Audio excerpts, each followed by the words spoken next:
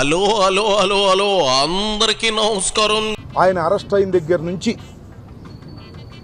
కోర్టులో ప్రొడ్యూస్ చేసేంత వరకు జరిగినటువంటి పరిణామాలు మాకు చాలా బాధ కలిగించాయి.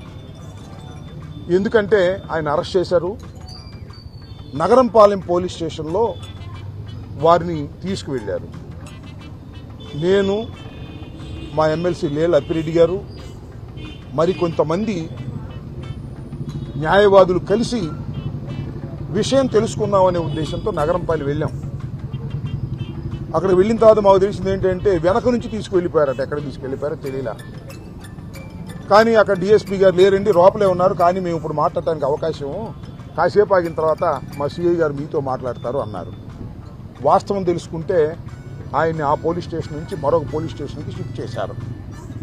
నల్లపాడు పోలీస్ స్టేషన్కి షిఫ్ట్ చేశారని తెలిసింది.